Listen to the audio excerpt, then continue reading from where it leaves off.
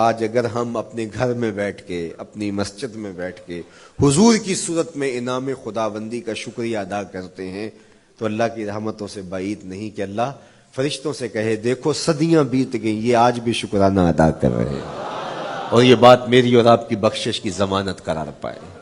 تو حضور کی صورت میں جو انعام ہوا، حضرت حسان بن ثابت اکثر کہا کرتے تھے منا علینا ربنا ام بعث فینا محمدا، ہمارے رب نے ہمارے اوپر احسان کر دیا ہے کہ محمد عربی عطا کر دیے۔ ساری زندگی سجدے میں سر رکھ کے شکر ادا کرتے رہیں، حق کے شکر پھر بھی ادا نہ ہو۔ ساری زندگی ان کے گیت گائیں۔ میں ایک رات کے میلاد کا صرف قائل نہیں ہوں کہ ایک رات میلاد کر لو اور پورا سال چھٹی، ساری زندگی حضور کا نام جپو، ساری زندگی حضور پہ درود پڑھو، لمحہ لمحہ حضور کے ذکر کا چراغاں کرو۔ صرف اپنے گھروں اور اپنے بازاروں میں جھنڈیاں ہی نہ لگاؤ، بلکہ دل کے ایک ایک پرت پہ نام محمد کی جھنڈی لگاؤ۔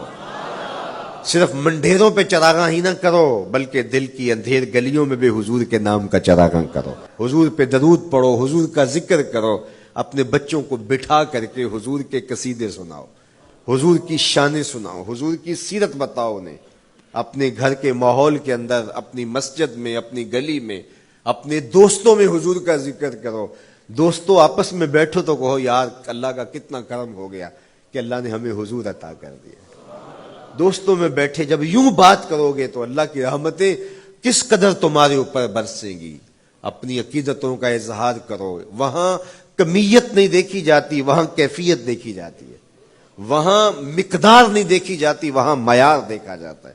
وہ چہرہ اور چہرے کا تل نہیں دیکھتے، وہ بندے کا دل دیکھتے ہیں، وہ دیکھتے ہیں کون کس خلوص کے ساتھ محبت لے کر کے آیا ہے۔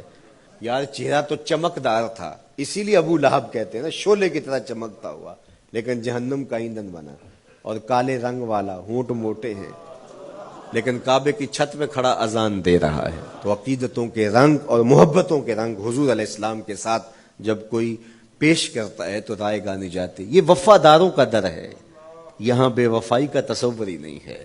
وہ ہاتھ پکڑتے ہیں تو پھر چھوڑتے نہیں ہیں، اس لیے ان سے محبت کا ربط قائم کیجیے، اپنی اولادوں کو حضور کا پیار سکھائیے، اپنے گھروں میں میلاد کیجیے۔ لازم نہیں ہے کسی عالم دین کو بلاؤ، آپ اپنے گھروں میں حضور علیہ السلام پر درود پڑھیے گا، بچوں کو بٹھائیے گا اور حضور کی سیرت کا کوئی واقعہ ان کو سنائیے گا۔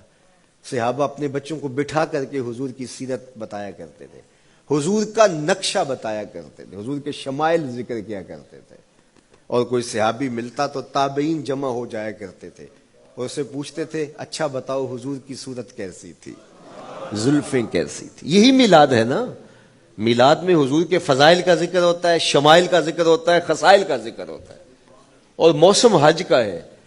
ایک اونچے ٹیلے پہ حضرت سیدنا ابو طفیل چڑھ گئے، یہ آخری صحابی ہیں، اس کے بعد کوئی صحابی نہیں، حضور کے وصال کے 100 سال بعد تک زندہ رہے۔ تو کہا لوگوں آؤ، اس وقت روئے زمیں پہ میرے علاوہ کوئی نہیں جس نے حضور کو دیکھا ہو، آؤ مجھ سے حضور کی باتیں سنو۔ لوگ جمع ہو گئے اور کہا صف لنا رسول اللہ، تم نے حضور کو دیکھا ہے تو بتاؤ حضور کیسے تھے۔ تو حضرت ابو طفیل نے 3 لفظوں میں حضور کا حلیہ بیان کیا، یاد کر لو۔ حضرت ابو طفیل نے کہا کان رسول اللہ صلی اللہ علیہ وسلم ابیض ملیحا مقصدا، ایک تو چٹے رنگ کے تھے، ایک تو حضور کا رنگ گورا تھا، دوسری بات ملیحن حضور کا حسن نمکین تھا، اور تیسرا مقصدا حضور متوازن تھے، نہ قد لمبا نہ قد پست، سوا صدر والبطن سینہ اور پیٹ برابر، لیسا بالطویل الممغط ولا بالکثیر المتردد، نہ پست کے عجیب دکھائی دیں نہ اتنے لمبے کے عجیب لگیں بلکہ درمیانہ قد، لیکن اذا جامع القوم غامرہم، سن لو حضور کا قد تو درمیانہ تھا، لیکن جب لوگوں کے درمیان چلتے حضور کے کندھے لوگوں کے سروں سے اونچے دکھائی دیتے۔ یہ اللہ نے شان دی اپنے محبوب کو۔ مکھ چند بدر شاہ شانی، متھے چمک دی لاٹ، کالی زلف تے اکھ مستانی،